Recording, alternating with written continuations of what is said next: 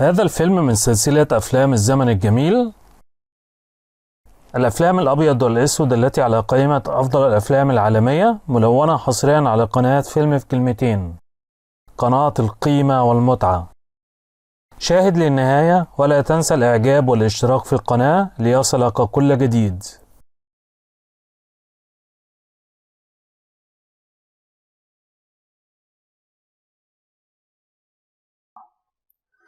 نورمان في طريقه للعمل وبيسند على العربية، والعربية بتطلع وبيقع وبيعطل الشارع.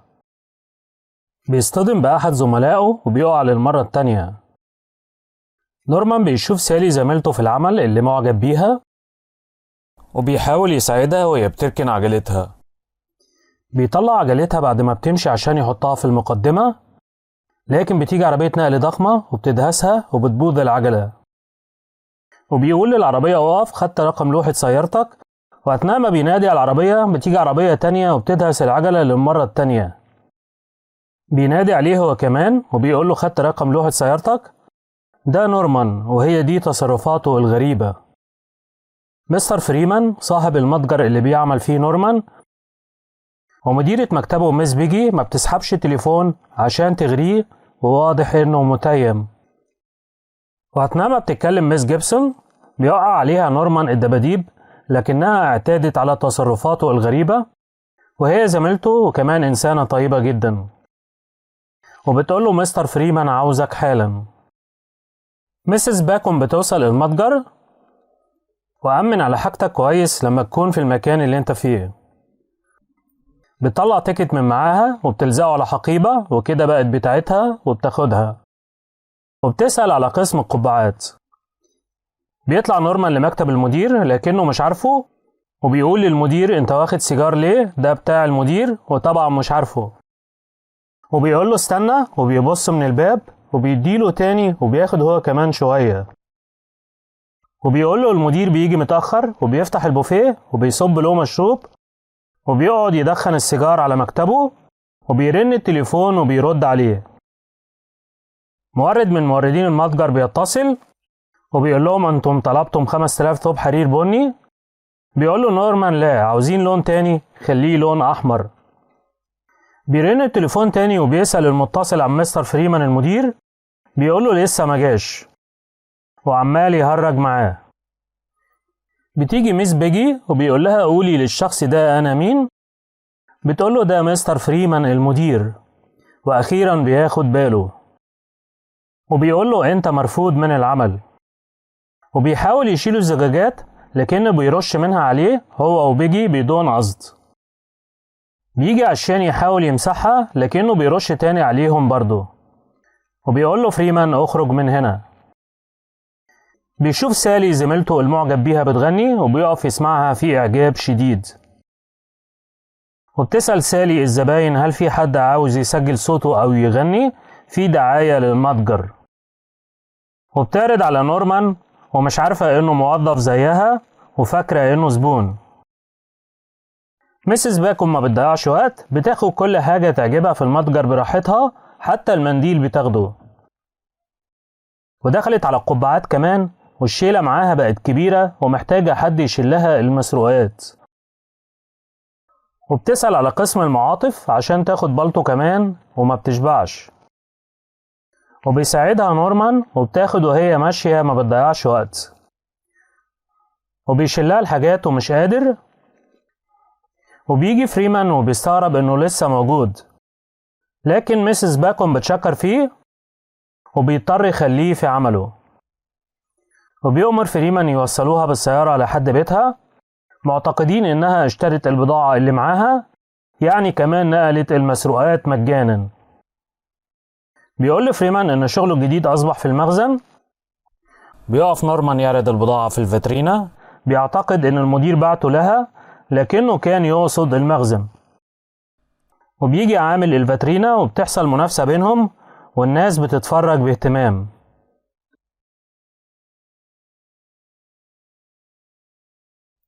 وفي النهاية بيسقف الناس لنورمان، لكن زميله بيغضب وبيكسر أحد معروضاته والناس بتضحك.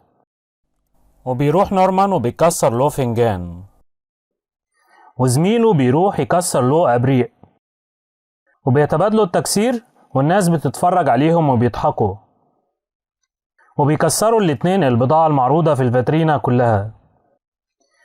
وبيجي فريمان وبيقول له انت مرفوض للمرة التانية. تاني يوم بتكتب الجرايد عن المتجر، وبيصوروا زحام الناس على الفاترينا ونورمان في الصورة. وبيقرر فريمان يرجع نورمان لعمله، بيعتبر ان اللي عمله دعاية للمتجر. سالي بتضطر تقف تنتظر الباص، وبتتوعد اللي حاطة مدرجتها، ونورمان واقف وراهم وسامع.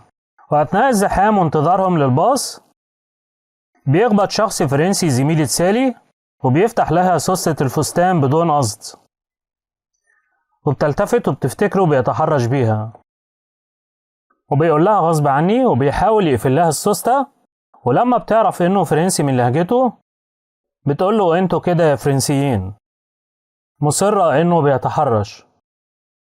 وبيحاول يرفع لها السوستة تاني، وبتصرخ منه وبتقول له هناديلك الشرطة لو وضعت ايدك عليا تاني، مع انه مظلوم. وبتنسى سالي حقيبتها مع نورمان، وبياخد زلاجات من ولد في الشارع وبيجري ورا الباص اللي راكباه، لكنه بيقع في بلاعة.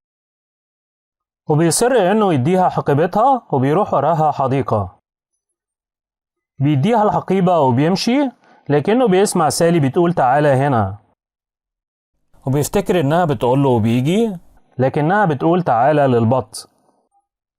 وبتديله خبز يقطعه للبط لكنه بياكله، وبتقوله للبط، وبتقول للبط تعالى، وبيعتقد نورمان انها بتقوله وبيقرب منها، وبتقول اقرب وبيقرب منها خالص وبتستغرب. بيمشي البط، وبتقول سالي اتمنى لو يرجعوا، وبيروح وراهم نورمان وبينزل المية، والبط بيخاف وبيجري منه وعاوز يجيبه بالعافية عشان يرضيها. وبيطلع من المية هدومه كلها مبلولة، وبتضحك عليه، وبيغني نورمان بصوته الجميل وبيقول أنا مش ذكي جدا لكن طيب القلب، وبيعجب صوته سالي والناس اللي قاعدين. وواحدة من كتر الإعجاب بتحط السكر كله في الفنجان، والجرسونة بتصب الشاي على الأرض، وبتتأثر سالي بأغنيته العاطفية بشدة. بيطلع الفلوس عشان يحاسب الجرسونة، لكنه بيطلع سمكة دخلت جيبه أثناء نزوله البركة وبيضحكوا. ميس بيجي بتواصل تملقها وإغراءها لفريمان. المتجر بيعمل حفلة، وميس جيبسون بتقول لنورمان ايه الوسامة دي، وبيشوف سالي وبيروح عشان يرقص معاها، لكن بتيجي واحدة جسمها ضخم عنه بتاخده وبترقص معاه بالعافية. وبيخبط واحد أثناء الرقص وبيعرف يسيبها بالعافية، وبيحاول يروح لسالي عشان يرقص معاها، لكن الرجالة بيعملوا حلقة رقص وبياخدوه معاهم. بيهرب منهم، لكن بتاخده واحدة تانية طويلة عشان ترقص معاه. وواضح إن نورمان بيعجب الستات الضخام. بياخدوه تاني في حلقة رقص، وبيسيبهم وسالي منتظراه، وبتاخده واحدة تالتة مجنونة رقص وبترقص معاه بعنف، وبتوقعه على الأرض. وبتشجعه ميس جيبسون عشان يروح لسالي، وبياخدها من زميله اللي كان بينافسه في عرض الفاترينا. بيطلب منهم واحد يوقفوا الرقص عشان المدير هيتكلم، لكن نورمان مستمر لأنه ملحقش يرقص مع سالي، وبيضحكوا عليه. بيروح عشان يقعد معاهم، وبيبذل مجهود عشان يلحق آخر مكان فاضي، وبينظر لسالي بإعجاب.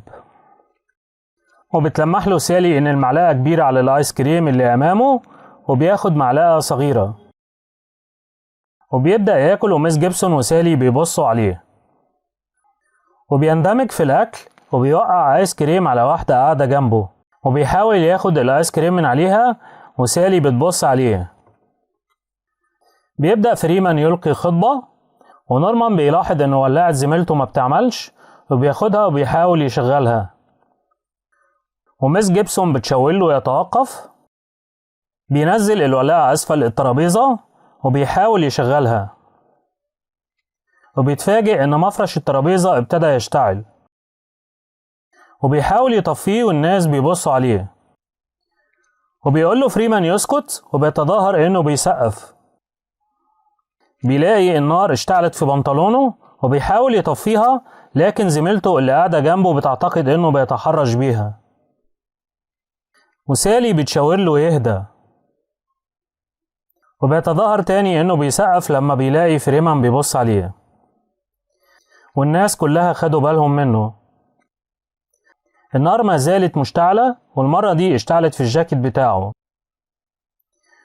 وبيحاول يطفيها، وسالي خدت بالها إن النار اشتعلت فيه، وبتديله مية وبيسكب المية على النار يطفيها، وزميلته اللي جنبه بتسمع صوت المية وبتشوفها مسكوبة في الأسفل، وبتلاحظ إن وشه أصبح مرتاح، وبتظن حاجة تانية، وبتتجاهل لكنها بتشوف كوز المية بيضعها أمامها، وبتعتقد حاجة تانية، لكن النار ما زالت مشتعلة فيه، والمدير مش عارف يلقي الخطبة بسببه، وبيقوم الناس ينقذوه، وبيسكب عليه واحد جردل المية، وسالي وميس جيبسون زعلانين عشانه. بيطلبوا فريمان عشان يقوله على عمله أثناء حفل الأوكازيون الكبير اللي هيعملوه، ونورمان بيتسبب في تلف جرافطته، وبيكتب على الآلة الكاتبة وخيط الجرافطة معلق فيها وبتتعطل، وفريمان مش واخد باله لسه، وأخيرا بياخد باله وبيقوله إنه مرفوض للمرة الثالثة. بيشوف نورمان كارت تركه شخص لسالي، وبيغير وبياخده يشوفه، وبيلاقي عنوان غرفة في فندق وبيروح له، وبيخبط على الباب بطريقة معينة، وبيجي واحد وبيدخله وبيظن إنه معاهم، وبيكتشف إن الشخص زعيم عصابة وبيخططوا لسرقة المتجر أثناء حفل الأوكازيون، وبيعرف نورمان خطتهم، وبيطلب منه نورمان يبتعد عن سالي، وبينقلوه لمكان عشان يتخلصوا منه بعد ما عرف سرهم، وبيعرض عليه طريقة موته، وبيضع في فمه قرص سم، وبيقوله مش عارف أبلعه، وبيأمره يبلعه لكنه مش عارف، وبيديله مية عشان يبلع القرص لكن لسه مش عارف، وبيديله أكل عشان يعرف يبلعه لكن مفيش فايدة، وبيقوله افتح فمك، وبيحاول ينفخ فيه القرص، لكن نورمان هو اللي بينفخ، وبيسقط القرص في معدة الشخص اللي عاوز يموته، وبيربطه وبيهرب، وبيروح يقول لسالي عن حقيقة الشخص وإنهم عبارة عن عصابة بيخططوا لسرقة المتجر، لكن سالي ما بتصدقوش، وبتشوف درجتها بعد ما أصلحها وتركها لها. بيتهافت الناس على المتجر عشان حفل الأوكازيون، وبتيجي ميسيس باكون عشان تاخد غنيمة تانية أكبر. بيجي نورمان عشان يبلغ فريمان بالخطة اللي عملتها العصابة عشان يسرقوا المتجر، لكنهم بيمنعوه من الدخول بناء على أوامر فريمان. بيقف نورمان في طابور الستات عشان يدخل، لكنهم بيدفعوه لآخر الطابور، وبتقول سالي لميس بيجي إنها عاوزة تقابل فريمان، وبتقول لها ليه، وبتقول لها عن اللي قاله نورمان وخطة العصابة للسطو على المتجر، وبتاخدها ميس بيجي وبتحبسها في غرفة لحد ما يقوموا بالسطو على المتجر عشان ما تعرفش تبلغ فريمان، وبيتضح إن ميس بيجي مع العصابة. بيفتحوا أبواب المتجر في حفل افتتاح الأوكازيون، وبيتهافت الناس عليه في زحام شديد، وبيدخل نورمان مع طابور الستات وبيدوسوا عليه من الزحام، وبيملأ الناس المتجر في كل مكان، وبيطردوه العاملين برا المتجر.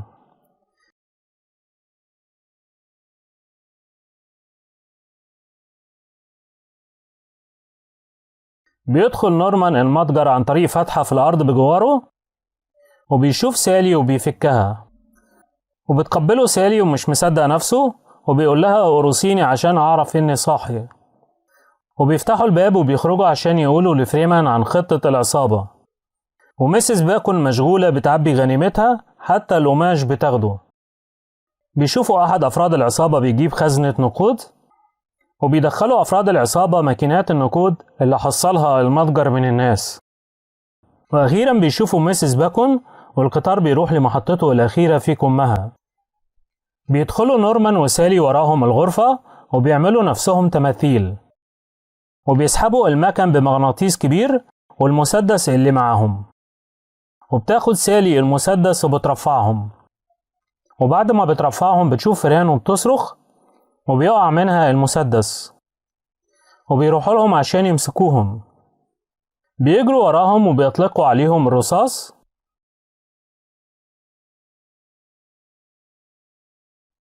بيسحب نورمان السجادة من تحت رجليهم وبيقعوا، وبتعمل سالي صوت كأنه صوت رصاص وبيخافوا وبيجروا. وبيجي فريمان وبيشوف نورمان وبيقول ايه اللي جابه تاني. بيخلص الرصاص من العصابة وبيلاقي نورمان مسدس على الأرض وبياخده، وبيخرج يواجههم لكنه بيتضح انه مسدس لعبة وبيضحك الناس.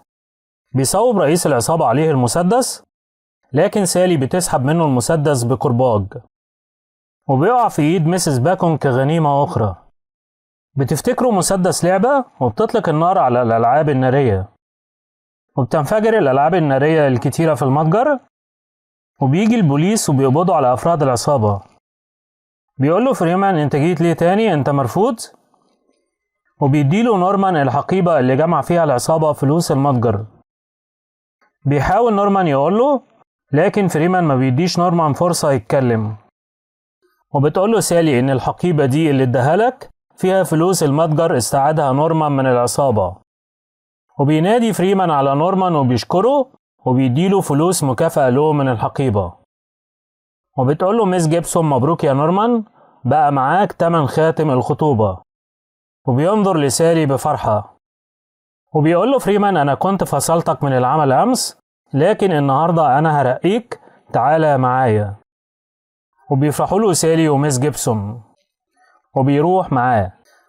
وبيلاحظ الموظف اللي خد ميسيس باكون إنها خدت ساعته وهي ما بتضيعش وقت. وبيفتح نورمان الأسانسير لفريمان عشان يدخل، لكن بيتضح إن مفيش أسانسير وإنه في الصيانة، وبيقع فريمان للأسفل. وبيقول فريمان وهو متعلق على حبل الأسانسير نورمان أنت مرفوض للمرة الرابعة. وبيضحك نورمان وسالي. مش مهم لكنه اتعين في قلب سالي، وأكيد فريمان هيرجع تاني في كلامه زي كل مرة، لأن نورمان إنسان طيب فعلا. هو وسالي وميس جيبسون الناس اللي الدنيا بتبقى حلوة طول ما هم فيها.